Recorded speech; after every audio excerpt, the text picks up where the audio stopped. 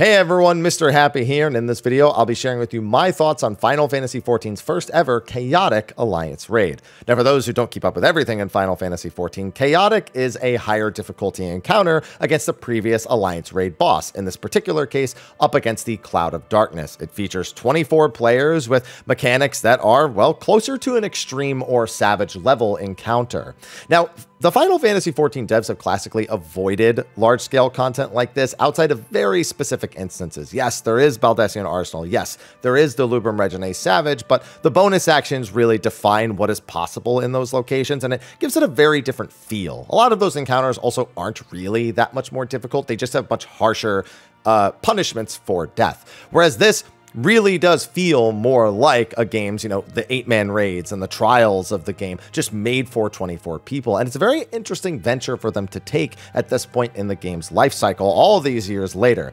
So in this video, I'll be sharing with you just my thoughts about it. How was the fight in terms of its difficulty? How is the reward structure for it, which is a massive problem that they really needed to address from Endwalker, and something we'll be looking at every time they try something new in the game from this point on. Before that, I do have a quick sponsor to read off. I know you want to get right to it, but I got a sponsored video to throw in here, so let's roll to that, and then we'll get into my thoughts on everything. Before the video kicks off, though, you guessed it, Magic Spoon is sponsoring the video. They've been on the channel for all of 2024, and can you blame me? Delicious, high-protein cereal, and with me, that's definitely important nowadays. I'm always looking for ways to change up my protein intake, and Magic Spoon offers me a nice alternative. I not only get to hit my protein goals for the day, but I get to do so with a great-tasting cereal. I also love snacking, hate to admit it, but I just substitute in Magic Spoon whenever I have it, as opposed to something like chips. You might even call me a cereal snacker. So if you'd like to try Magic Spoon while also supporting the channel, click the link below to get some today. Build a custom box of cereal with tons of available flavors, and throw in some treat bars if you need something on the go. Best of all, use my link and discount code Mrhappy to get $5 off of your box. You can also buy it at your local grocery store or even on Amazon if you'd prefer. And if you don't like it, Magic Spoon has a 100% happiness guarantee. Let them know and they'll refund you, no questions asked. So click the link below or scan the QR code on the screen and use code Mrhappy to get $5 off, or go to magicspoon.com/Mrhappy to save $5 on your order. It even works in Canada and the UK. Thanks again to Magic Spoon for sponsoring, and now back to the video. All right, so right off the bat, I want to clear up that even though I'm calling this a Chaotic Alliance raid, that it's not really like the rest of the Alliance raids. You heard me say it is more like a trial, more like the way the 8-man raids are done, and that's true in its structure also. It is one boss that you go in, you're immediately in front of it, you fight it like any other trial or 8-man raid boss, and then you clear it, you get the loot, you exit, and then you can farm it as much as you possibly want. It's not built like the actual World of Darkness raid, where you go in, fight trash, fight the first boss, fight trash. No, don't get me wrong, I would take that, but I think a lot of people were kind of hoping that's what it would be, and it isn't. I'm not going to knock points off of it for that. I wouldn't say no to a full-size like Chaotic World of Darkness, but I am going to largely be trying to stick to just judging this content as it is. I just wanted to make that particular note because that is something that other people, like those of you watching, may negatively judge it for, and I think it's fair to just make that clarification and judge it on that merit as well. So Cloud of Darkness, man, who'd have thought all these years later that we would be fighting Cloud of Darkness on a higher difficulty? It's just not something I would have had on my bingo card for Dawn Trail if we didn't know about it a little bit in advance. It was teased about a little bit before Dawn Trail came out, a little bit after Dawn Trail came out. And then when we finally got to see that we were getting something like this, there was just so many questions that immediately kicked in, like how difficult is it actually going to be? What's the reward structure going to be like? What's the longevity of this content? Who is it really made for? And it's crazy because you'd think that immediately seeing like something that's higher difficulty, large scale content would resonate with a lot more people, especially if it was actually scaled, in the way that was right for the community. But there's just more questions than anything. I don't know if that was largely skepticism from Endwalker when they tried new things there. We just saw a lot of back-to-back kind of fall flat ideas happen in Endwalker. So I feel like the skepticism is basically kind of earned for every single thing that happens from this point on for those who actually played through Endwalker during its release time. But I will say that I think they've largely nailed this idea, this content. The fight itself is fun. There's a good mix of personal responsibility as well as team coordination. And the reward structure is mostly good. I'll have a criticism or two, maybe, but it's way better than anything we had in Endwalker. You know, I've already done it a bunch of times, even though it's barely been out. I'm enjoying getting first-timers through because of the way that the rewards are structured, and I'm looking forward to doing more and more of these as time goes on. Plus, the way the rewards are structured are both good for people looking for glam, as well as people who are looking to maybe pull in a little bit of extra gil, but we'll talk about that a bit later. So for the fight itself, what they've crafted here is kind of exactly what they promised. I think a lot of us were skeptical about the difficulty and the approximate idea of the encounter when it was first shown to us, but we were promised an extreme/savage level encounter. That they said they were aiming for extreme difficulty, but that this one in particular would feel closer to a savage encounter, maybe a little bit harder because of coordinating 24 people.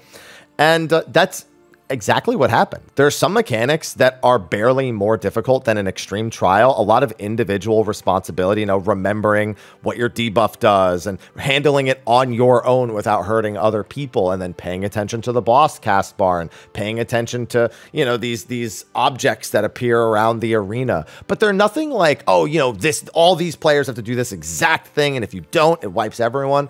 Like about half of the fight is like that, and that feels very approachable. That feels very learnable, very teachable, and you know, barely even extreme difficulty, but very fun and, dare I say, chaotic.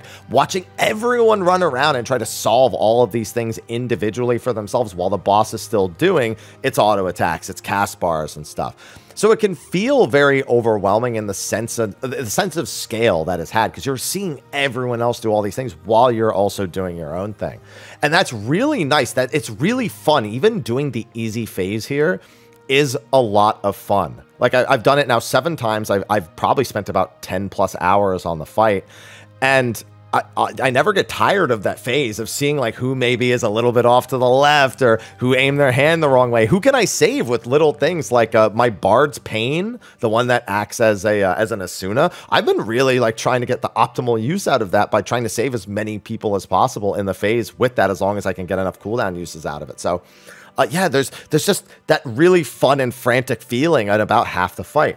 The other fight is a lot more structured, and while you still have to largely focus on your individual responsibility, the players around you and what they're doing matters a lot more in that second part. And that tickles more of my, okay, this is more Savage-esque, I got to pay a little bit more attention.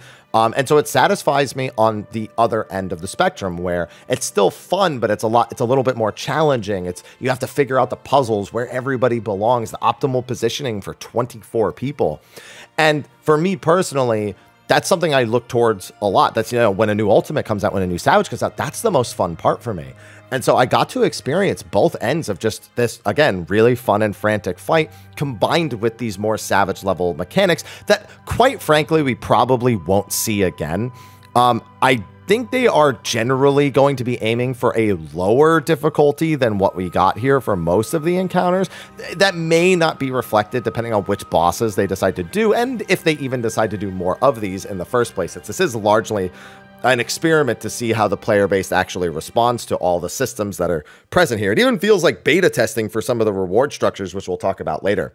But the overall fight gets a huge thumbs up from me. And while I think it might be a little intimidating for newer players to hop in based on the difficulty I presented, especially the more Savage level encounters, there are fail-safes that can get those players into the encounter and learning it without really having too much effect on those around you, so you don't feel as much pressure. So the fact that because of the way the fight is structured, you can get those new players in pretty safely and teach it to them without, you know, destroying everybody and them, you know, causing mass wipes, definitely leaves a lot more desire for people to help first-timers. And again, the reward structure also allows for that as well. So there's a lot of positives, as you can tell. So overall consensus was that they did a really good job. Another interesting thing was that we're back to 6 tanks in Alliance raids. We haven't had this for a very, very long time. So a lot of us were wondering how they were going to do it. And honestly, the solutions to, quote, us needing 6 tanks are pretty elegant. A lot of it is auto attacks that provide stacking debuffs on all 3 Alliance tanks, and then needing to swap in order to make sure that, you know, they don't stack too high and actually just die straight up to an auto attack. There's a lot of targets being auto-attacked as well during the more difficult part of the encounter, the middle section. And there's some tank positioning for a couple of the tanks. And the tanks themselves have to be part of probably the most difficult mechanic in Phase 2 in both the Brambles and the PvP tiles. So The 6 tanks thing largely works. There's even a wild charge mechanic that requires a tank in front for 6 different attacks, as well as one that requires both of your tanks to stand in the front of the rest of your alliance. So at the very least, do I think they needed to make it require 6 tanks? No. I think they very deliberately made it require 6 tanks. And you know what, though? I do wonder, I'm thinking about the mechanics and the way that they work out. They probably could have just done it with 3. If they really just didn't want to do certain things, but it would have basically just meant removing certain elements about like the boss, like, oh, the boss only auto attacks, 1 person each and there's 3 targets. So, you only need 3. But instead they deliberately made sure that the boss was auto attacking a lot of different tanks. So you had the reason. So effectively you'd just be removing auto attack mechanics and reducing the wild charge related stuff. I think they wanted 12 supports and 12 DPS. In all honesty, I think that's another large reason for it. And I think that does make doing the assignments for the mechanics a little bit easier. So it works out. At the very least, one big thing is, dude, you know how bad tank queues are for tanks as it is? When you're solo queuing into an alliance raid as a tank, it's the worst. The wait is usually way longer than the other roles, than healer and DPS. So maybe they also just wanted to make sure that tanks didn't feel left out, or there weren't, more tanks could actually play. Because, why would you get so many people who can play DPS for this when, there might be a lot of tank players who's just like, oh, I want to play. Oh, but we can only take 3 of you. So in the end, it feels like the 6 tank thing actually works out fairly well. I feel all the tanks get decent use out of all of their skills. They don't have anything too crazy, but they get to participate as tanks, and they get to participate with all the general mechanics as well. So I'd say it works out okay. It's not a stellar job, but it's okay. As for the actual mechanics, I was surprised to see how many new things they did with Cloud of Darkness. When I thought we got this, I really thought they were just going to copy paste a lot of the stuff that we saw in the original fight. And so a lot of my mechanical predictions were based on that. But right from the get-go, we get 2 brand new attacks with Blade of Darkness. Technically, it's 3 because there's 3 different things. It can be either a point blank AoE or one of 2 donut AoE patterns. But right away, they're already, it's like the first couple of things are new. Then the very next thing, a raid wide with bleeds into a whole new platform arrangement, into an entirely new debuff, this Grim Embrace, where you have to look at what the boss's animations are, look at your timer on the debuff, and then kind of retain that information until it's time to solve your actual debuff timer. Then you've got these cloudlets in the back doing these line AoEs, while the boss can do one of 3 random attacks, Flare, Death, or Arrow. You need to pay attention to all those things simultaneously. None of them are difficult, but there's enough of them happening at once that players that get a little frazzled kind of need to ground themselves a little bit more. Make echo macros that remind you about what your Grim Embrace does, so you don't have to dedicate as much time to it. Read the boss text, or have somebody in the alliance raid post what's either happening right that minute with a macro, or if the boss is saving a mechanic for later, like they do with End Arrow and End Death, that information is stored in the alliance raid chat so players can reference back to it. There's a decent amount of teamwork on that front just to help people who may be overwhelmed by this. But it's just so much individual responsibility, there's a little bit of assignment that needs to happen, because there's alliance raid stacks, like line AoEs, where the tanks need to be in front. That hits pretty hard, and tanks absolutely want cooldowns for that. It hits the players behind them pretty hard as well, and they want cooldowns for the alliance raid to reduce the damage.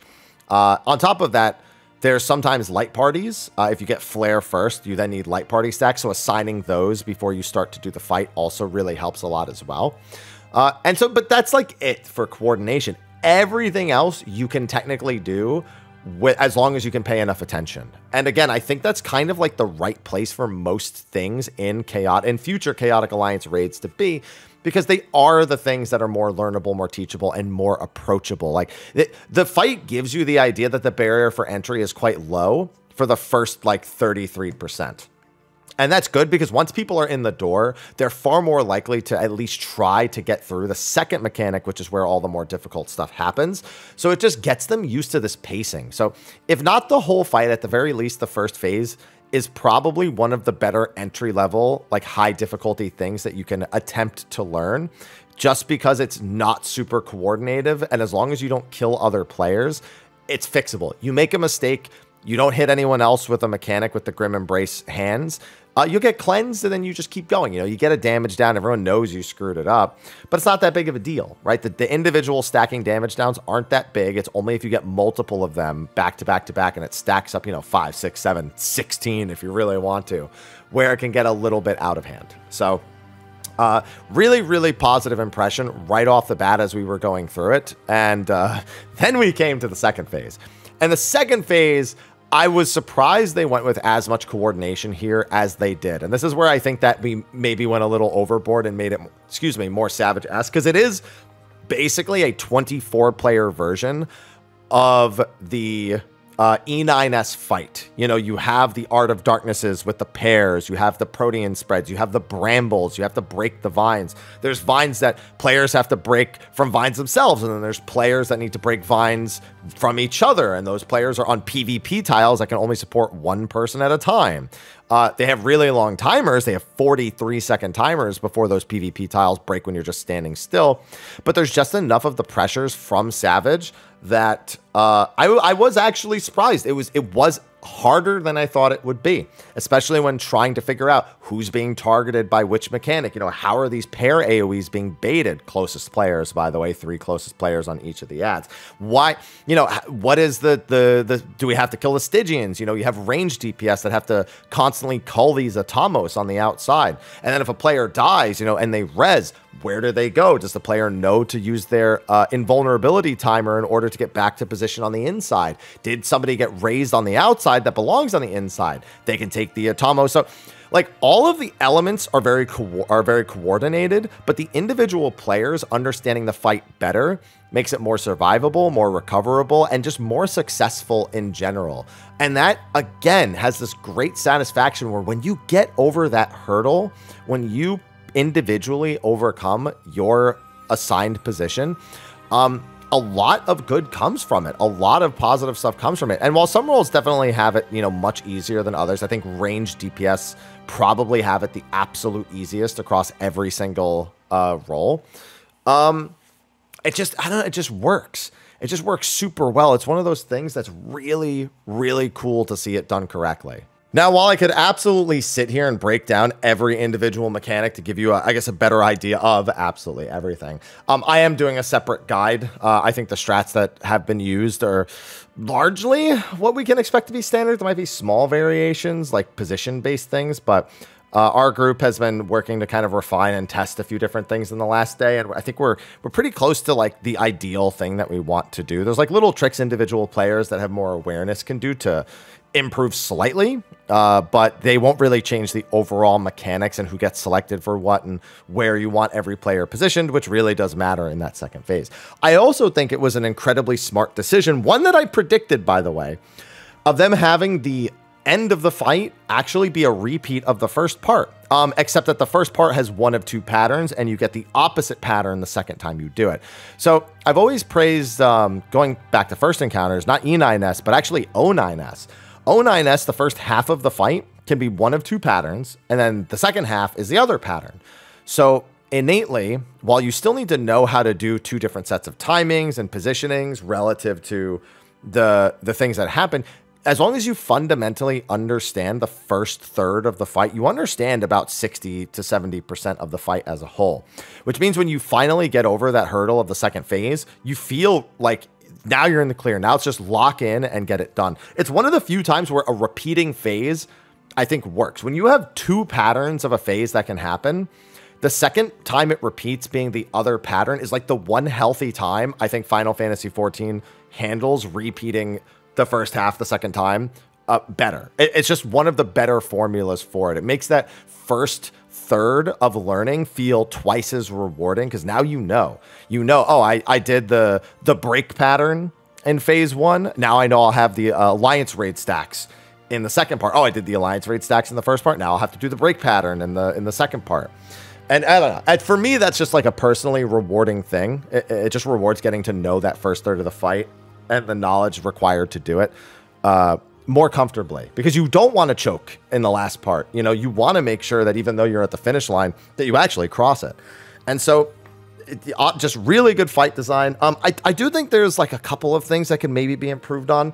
The fact that we have these 3 alliances of 8 makes the positioning, like, we figured it out at this point. And so honestly, as long as nobody messes up, the positioning of all 3 of the alliances keeps a healer in range, keeps a tank in range of everyone in their alliance, and makes it a lot more comfortable. That was probably the weirdest thing to figure out, because you don't do an even 8-8-8 split for a lot of the second phase. It's a 6-12-6 split. So figuring out what to do with those two other players while keeping them in range of everyone else, even though they're technically fighting a different target, was that was the only real hurdle. And the problem is we can't really do like everyone in the 24-man being targeted by every AoE heal and every mitt. If we did that, we'd either be invincible gods, or they'd have to crank everything up so high that literally every error is hyper punishing, like way more punishing than anything else is. So I do wonder if they'll do anything to help improve targeting during those sections, but I think we need to, as play, I think a lot of it is just we're not used to having a 24-man raid that forces this kind of split onto us, and thus we now need to consider it when future chaotics come out, if future chaotics come out, about what makes the most sense to keep the alliances together while being also split apart doing something different. So it's just going to add another layer of thinking to the player base that we haven't had to consider much before, and I'm looking forward to that. So it's like it's the closest thing I get to a criticism on the encounter design itself. And honestly, it's not even that. It's just an unfamiliarity making it feel awkward, but also having already seen what the solution is, it just means that players will be better at this particular thing now that this type of content has released. Yeah, it's like the first time Ultimate came out, first time that people had to do DSR or top, first time we had like new debuffs over our heads during really old mechanics. You know, it's just that first time makes it seem like this is dumb. Why would they not do something traditional? And then you realize that it's not dumb. I'm dumb. I just haven't figured it out yet. And that ends up working out really well here. However, whether or not it was good wasn't actually my concern. My concern was the rewards, because Endwalker brought us some good content that had terrible rewards, most notably Criterion, which again, I'm sorry I talk about it all the time, but it is a genuine fear that they will make really good battle content with really bad rewards, and nobody will do it.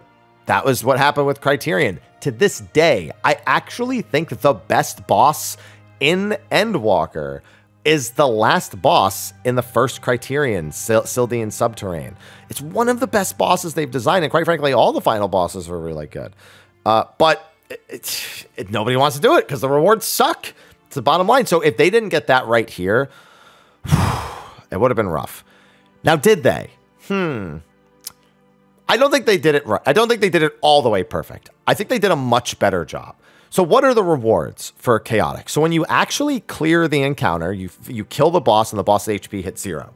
3 different coffers will drop for each alliance. So Alliance A gets their own loot, B gets their own loot, and C gets their own loot. Now, each of those will drop 2 coffers themselves, 2 gear coffers, you know, like boots or legs or body, like Savage does, you know, the normal stuff. And then there's also a chance for each individual coffer to drop a mount. So you can get 0 mounts in a run, or you can get 3. And each of the mounts is only rolled against between the 8 people in that respective alliance. So I like that they decided to not make the mount roll between 24 people. And it is the Shroud of Darkness mount, which I'll talk more about specifically when I get to the second half of the reward structure. And the fact that it's coffers has generally been the right thing. The coffers themselves, the gear is really glam. I mean, all gear in 14 is glam. And while it is item level 730, it's basically, if it is better than any Savage gear we could have gotten already, it's only barely better. It's really there for people who want to gear alts, or people who honestly just did this before Savage. It's not unreasonable that you could do this before really touching 8-man Savage. I think at this point, if you can beat this fight and you're saying, no, I don't want to do 8-man Savage, it's too hard, you're overthinking it, because this is pretty much like doing the same thing, like doing entry-level Savage encounters, just with more people. So stop overthinking it if that's the case, and just do 8-man Savage. But the fact that it's 730 gear means that if you've already been doing Savage and you're one of the early people like me, the gear isn't really the valuable thing. You might pick up a few pieces here or there. Maybe you want something for the way it looks. But yeah, I don't know. I'm still in the boat that maybe I would have liked it being 735 so that it's kind of the best in slot gear for the end of the patch cycle. But the more I think about it, the less that makes sense. It was kind of like my pipe dream. the 730 gear, it's really just meant to be farmable 730 gear. What doesn't make sense is if there's farmable 730 gear, why is Savage still locked? Like, here's the problem. It has nothing to do with Chaotic's reward structure. It's why is Savage still locked? I almost wonder if Savage is locked because they realize that if the 24-player raid is unlocked and the Savage raid are unlocked at the same time, you have get 7 other people together to get 730 gear, or get 23 other people together to get 730 gear, which then raises the question, do you need the 24-man raid stuff to technically be a little bit better, since it requires 3 times the number of people to clear? That's the main reason why I wonder if a small, like maybe 3 materia slots even, or again, that extra 5, I just wonder if maybe that's the road. And you know what? I think I only have to consider that because this is much closer to being a Savage level difficulty than an extreme. If it was more extreme-ish, then I would say, yeah, you know, 730 gear because it's easier to beat. Right? You know, if, like that, then I can see the reason. But even then, it's still getting 24 people together. So that's one thing I'm not sure that they 100% nail, is the actual item level of the gear. The gear is cool. Some of it replaces stuff for Biss. I think there's actually a crafted piece for healer that gets replaced by this, which thank goodness, because people be bringing crafted gear into Ultimate. Please stop doing that. Please stop bringing crafted gear into Fru. If you're a healer, just put on a 730 gear. You want the vitality, please. You don't need the, like, minuscule. It even says on the balance not to do that. Please don't do that. But that's not it for rewards. Upon clearing the encounter, you will get, by default, 2 Cloud Dark Demi Materia 1 and 1 Cloud Dark Demi Materia 2, which sounds really stupid when I say it out loud. Now, Cloud Dark Demi Materia 1 is used to buy the gear that drops from the coffers themselves. So like, instead of getting the boot coffer, you could take the 2 you get and go buy boots. It's 2 Demi Materia 1s for head, hands, and boots, and 3 for body and legs. So at most 6 runs would get you a full set of left side gear for each job. That's if you actually choose to spend it on the gear itself. There's also the Demi Materia 2s, which are used for sellable cosmetic items. The days, the PvP tiles, it's like the Days of Darkness, I think it's called. That's 75 of them, which, don't worry, I know I said you get 1 per clear and it costs 75, but don't worry, I'll explain more later. The hairstyle, I think, is 49 of them, which people have been selling for a lot of money already. And then there's also a minion. I think the minion's like 10. I think the minion is with Demi Materia 2. I'm logged in game while I'm recording this. I should just go look while I'm recording this, because I don't actually remember how much the minion is, because I didn't really, everyone's not talking about the minion. Everyone's talking about the hairstyle and the PvP tile mount. However, the Demi Materia 1 can also buy a mount, the Shroud of Darkness. I mentioned that that's the one that comes from the treasure chest that you can sometimes get upon clearing it earlier. So think about this. The gear may only require 6 clears of the Demi Materia 1 to get, but the mount is 99, like any other, you know, extreme trial mount would be. So that's 50 clears of this. I know that when you're comparing it to an extreme trial, that's pretty normal, but it's a little intimidating given this encounter. It feels a little bit like a step above that. But that's where our bonus reward structure comes into. Yes, you only get 2 of the Demi Materia 1s and 1 of the Demi Materia 2s per clear, but you can get more with this new system for loot that they're testing. So there's 2 different bonuses you can get. First is the limited time bonus. On certain data centers for an extended period of time, there can be a bonus to the loot that you get from the chaotic raid. It looks like the bonus lasts about 12 hours. And if you clear the fight while it's in bonus, you get 2 extra Demi Materia 1s. So now you get 4 per clear during that time, meaning it's only 25 clears in order to get the mount, or 3 clears to get a full set of gear. So that's pretty cool. Depending on the time frame, it's kind of rough. Like, Dynamis had bonus from 2 a.m. to 2 p.m. Pacific on Christmas Day. Like, who's running it at that time? You know, like, all the groups I know were, like, maybe pugging in the morning because, you know, they were off for Christmas. But, like, there wasn't really a good enough rhyme or reason. And, like, now my group's going to go in like, an hour after I'm recording this. And I was like, well, no bonus. But it does mean that you can maybe scan the data centers for bonus. But then what if you can't transfer onto the data center because it's congested? So it's like, the idea works, but it only kind of works. Just because moving between data centers is not like the easiest thing to do. Sometimes they're just locked. And what if it's in bonus, but you can't go to Ether?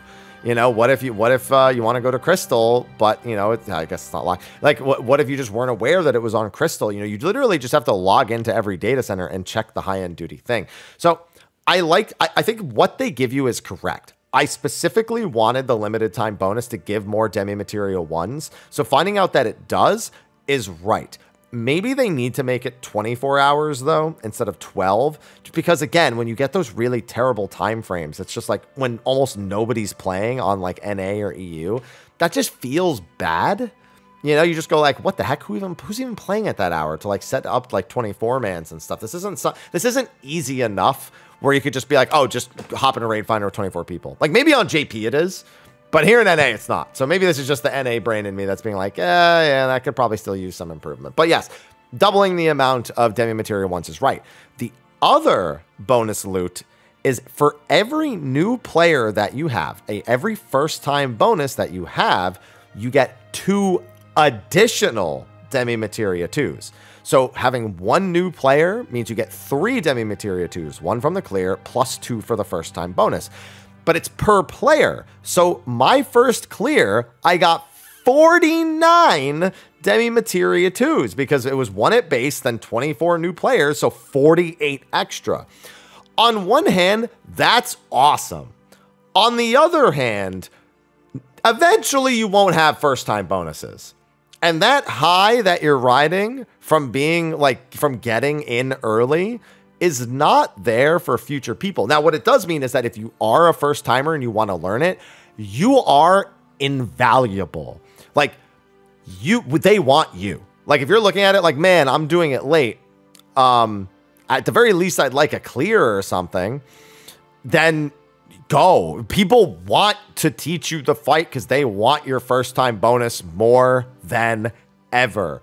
So it does mean coming in late when you haven't done it before does have at least that bonus, but it doesn't have the bonus of you actually getting to the rewards anytime soon. Because if you just want to make a farm party, you know, let's say you get your first clear and now you want to farm the rest of the stuff for the Days of Darkness, 75 demi materia 2s. Your first clear is going to be 3, so now you're down to 72, and now you have to do 72 clears to get the Days of Darkness. Ugh. That's a spicy meatball. You know, I walked up to the NPC and didn't check how much the minion was. I've just been standing here the entire time. Shroud of Darkness. Where is it? Wait, a half times 2. Shroud of Darkness. Days of Darkness. Where's the minion? Is the minion not from this? Does the minion just drop? Is the minion crafted? Where's the minion? I guess I wasn't all the way ready to do this video, but there is a minion. They added a Cloud of Darkness minion. Maybe it's the achievement. Now I'm going to go check the achievement NPC and see if I got, because for clearing it, you get an achievement and the achievement doesn't have any rewards. But I just realized that I don't see the minion on the NPC. So I'm going to go check to see if it was earned in some other capacity, because now I'm bugging. Or if it's crafted or something else. I don't know. But all the same, yeah. So that's a lot of clears. And I think that's kind of discouraging from like farming it. You know, some extreme trial mounts you need 99 of. And that's grueling. And I know it's grueling. But that's a big ask. 72 potential clears to get that mount. Now, to be fair, those mounts can be sold. The Days of Darkness and the hairstyle can be sold. The Shroud of Darkness cannot. So at the very least, even if you can't do the clears, if you have enough gil, you could technically earn enough gil to buy it from other people that are farming it as people gradually do it. But I don't know. That might be like the one thing that maybe they went, another thing they went a little overboard on is the cost. I almost would have preferred less bonus demi materia 2s, but a smaller overall cost of buying, like maybe the hairstyle being 25 and the mount being 50. And then getting, you know, like 1 bonus demi materia from each one instead of 2. So that way, at the very least, it's not 72 clears if after your first clear, it's, you know, whatever, 48 clears. Yeah, I just think that it doesn't need to be that many, you know. And while there's a chance you get a couple of other first-time bonuses and stuff like that, sure, that could absolutely happen. I think you understand where I'm coming from with this in terms of just the overall amount that you need. I don't know. Maybe I'm crazy for that one, but I think they could probably do with toning down the amount of grind that's required for the rewards, because I think 48 is enough if you're like the only first-time bonus that you ever get is your own, you know? But these systems, I think, work. I think they're onto something with both of these systems. I love the idea of first-time players being welcomed because they're considered valuable. You're willing to teach players. Like the Discord I'm in has even been individually coaching players. So like if we have multiple shot callers available, instead of just having them all in comms and just, you know, doing whatever shot calls, we actually send them to individual chat channels to specifically coach the new players. While everybody else already knows the fight, they can do it. They may not even need callouts. These individual players, they're playing catch up when it comes to, you know, trying to make sure that they do all the mechanics correctly and that they're not a hindrance, that they're helping towards the success. So being able to look at someone and be like, okay, you got this debuff. That means that when it expires, you need to do this. Okay, this next mechanic, this is what you're going to need to do. If you're not sure, come find me. Like, even if they don't learn it as well as they could, you're at least helping them and getting them involved in the learning process of the encounter. And I feel like you're going to continue to see that because people want those new players and they want to successfully clear the fight. They don't just want you to be like, you know, you hop into the masses and that's all you're good for. You know, like, oh, if they die a bunch of times, just get ready to res them a million times and never actually hope they learn the fight. And like, oh, then they're not actually improving. And, you know, it's really, really hard to keep trying to, it creates too many issues. So there's such an excitement to get new players in and make sure that they actually can do it. And so that part's valuable. And that's something that would be great for other content. If Criterion has that, amazing. I think Criterion 100% needs that first time bonus thing, regardless of how it's scaled. The time bonus, also not a bad idea. I think they can do it a little bit better. And I think a timed bonus works with content that's not as difficult. But again, I think Criterion would benefit from that massively. So I think they actually have a pretty good idea on their hands with that one. It's just about fine-tuning the numbers. I think that's the only thing I'd like to see is a better fine-tuning of the numbers on the rewards. But the actual, what it rewards, the fact that some of it's... I honestly wouldn't even be mad if they made the gear sellable. Like, I wouldn't be mad if all this stuff was sellable. Like, not because I want to get rich off of it, but because if you give players new content that they can choose to either spend a ton of gil on or learn and earn for themselves, we've learned that historically there's a good mix of things. And to be fair, you can, like, you could technically be like, oh, I have a want to sell first time bonus, you know, to Alliance Raid, you know, whatever, like offering this amount of gil. Like, you could do that. And I've actually seen people doing that in the Party Finder. So even the player who wants to get that first clear and make it a little bit of progress, you can make the gil from selling your first time bonus and then also then buy the stuff that people are then selling. Like, you can actually work it both ways, and it kind of works out in this kind of weird roundabout way. But even still, I wouldn't be mad if every single item here was sellable, because that was the thing that made Bozia so hard to do, or so hard to maintain interest in, is that nothing was sellable. Nothing had market value. Whereas BA has a ton of stuff with market value in it and stuff that's valuable to new players coming into the content and rare minions and stuff like that. And it keeps the value in it even now, and people have a lot of fun with it even now. And so that's the small that's another small improvement they could make. I genuinely think they could just make most of the stuff sellable so that any player, even if they're not capable of doing it, kind of gets to have a part in it, you know, if they really want something from it, I suppose. The last thing, the last criticism that I have, and this is something that I don't agree with. Other high-end content like Ultimate has an item level sync on it. Criterion and Criterion Savage have item level syncs on them. This also has an item level sync. That means that no matter how many patches go by, you'll never be able to be stronger than you are right now. Like, yeah, the 735 item level cap means like dungeon gear down the line will be best in slot. It'll have the same best in slot that Fru has. But like, I don't think this needs to be item level synced content. I don't think this needs to be like a preserved challenge. Like, it's designed to be an extreme level trial. I don't care if people eventually want to unsync this and farm it. Like, I don't even care if it tanks the value of like the mounts and stuff. Like, it just doesn't matter to me. I'd rather people somewhere down the line feel like they can unsync this. And generally speaking, I mean, generally speaking, 100% of the time, when we have an item level sync, you can't unsync the content like and just mow it over at any point, like when you're level 110 or whatever. I think they should allow that. I just don't see the point in preserving the difficulty of this encounter past the patch it releases in. I don't know. I just don't. I mean, maybe there is some value because like then you like think of like, oh, well, what if you could unsync BA? Would it be as popular as it is now?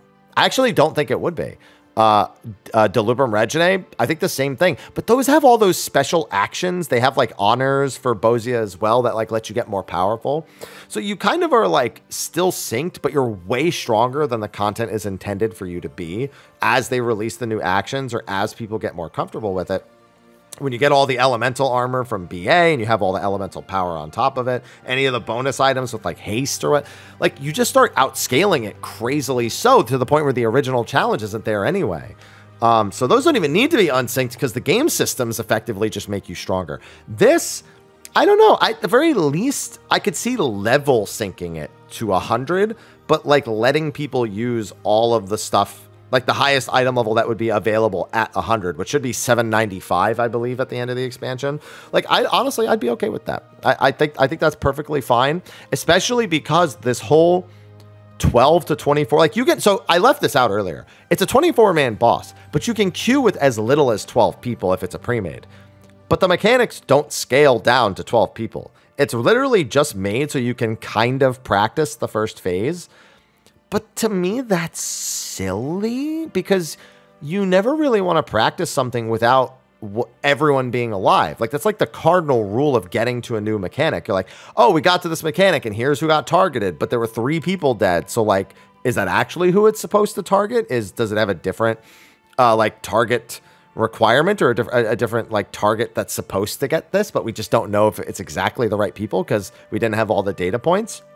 Like, I like that's the thing, but with 12 it just doesn't really care. Like there's like maybe one mechanic that scales down because it normally only targets all of the alive people anyway, so it's like it doesn't double up on them, it just does what it would normally do if 12 people were dead.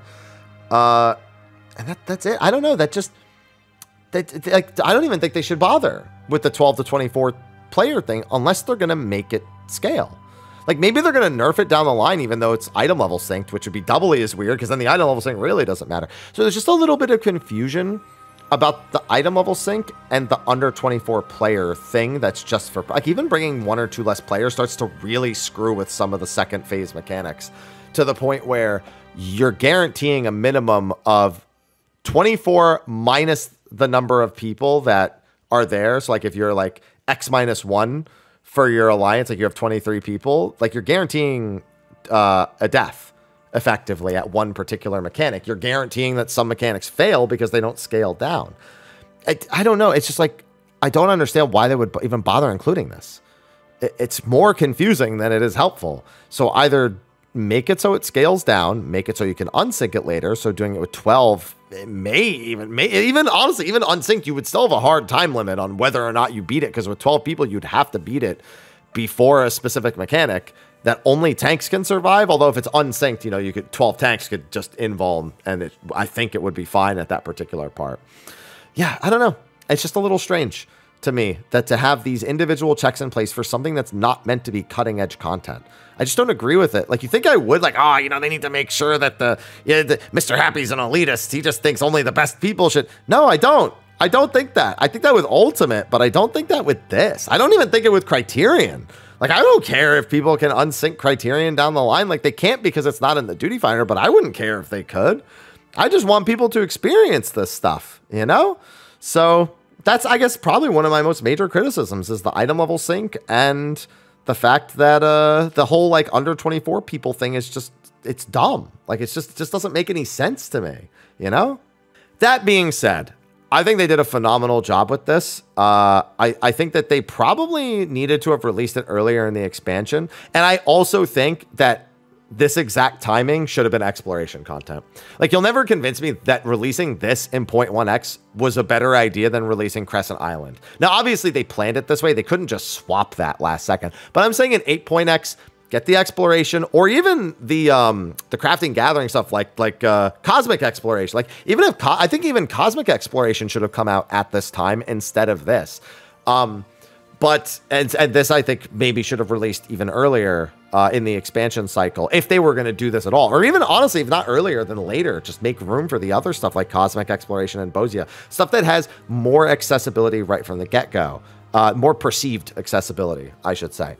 And save this for either way earlier or way later. But they still did a really good job. This is something I want more of. And it's one of those few activities in the game that reminds you that you are playing an MMO. You're playing a game that has a lot of other people in it. And a lot of the times with 14, it does not feel that way. Maybe early in the expansion when everyone's doing fates and, you know, you have the really populated hunt trains and the world bosses and, you know, then whenever we have exploration content, you know, you really get that feeling of scale there. Same with the crafting and gathering stuff, the lifestyle stuff. But, you know, I want more of that. You know, that kind of like a lot of people, really accessible content, and some of it with some bite and bark to it, like we have with this. So thumbs up. Thank you, Mr. Ozma, for giving us this really fun encounter. And hopefully the feedback they get is largely positive with a few improvements. Let's not let's glaze it, but let's not overglaze it, you know? Make sure that we get a few improvements in there and that the voice is very clearly heard. And in case you're wondering, Mr. Ozma is going around Twitter collecting opinions himself. I've seen him commenting on stuff. He likes some of my tweets and stuff. So he is looking, he is paying attention, and he is going out of his way. That's a developer who's dedicated to making sure that this is what people like, and that even if they do like it, that there's something that he can still take away to make it better. And that's exactly what I want to see as well. So really glad that he's putting all that effort in. I'm really glad what him and the team put together for this, and I'm looking forward to seeing more of it in the future. But anyway, that's going to be a wrap for my thoughts. I had fun rambling on. Hopefully you didn't mind that I rambled on for, I don't even know how long at this point. I don't even want to look at the recording timer. But yeah, let me know what your thoughts are. Thank you again to Magic Spoon for sponsoring this video as well. And talk about it in the comment section. Really curious to hear what everyone else has to say about it as well. So thanks for watching, and I'll see all of you in the next video. Until then, take care.